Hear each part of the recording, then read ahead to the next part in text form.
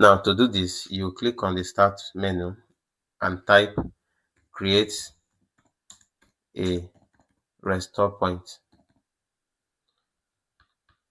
This is it. So you click on it. Now we are going to be selecting our drive, in this case our C drive. So you select it. After selecting your C drive, you click on configure and then you turn on system protection. So after that, you click on apply and click on OK. Now we are going to click on create. So you can just give it a description that will help you remember the restore point you created. So for example, if you want to install Chrome, you can just say restore point, or you can just say before Chrome installation.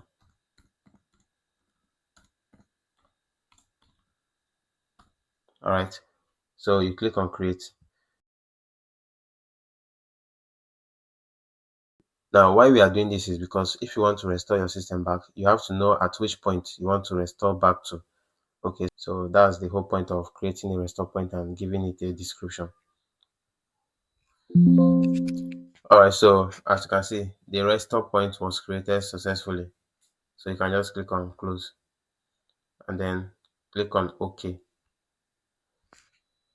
So before we end this video, I'm also going to show you how you can go back to that restore point in case anything happens. So still the same process. Create a restore point, click on it. Now once you're in this interface, you just go to system restore.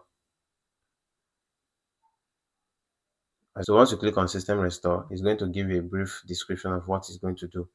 All right, so just click on next and then look at it here. Look at the restore points we have. So every restore point you created are going to be listed under this table. So this is the restore point before Chrome installation. So after Chrome installation, if anything happens, you just go back to the restore point, click on it, and then click on next.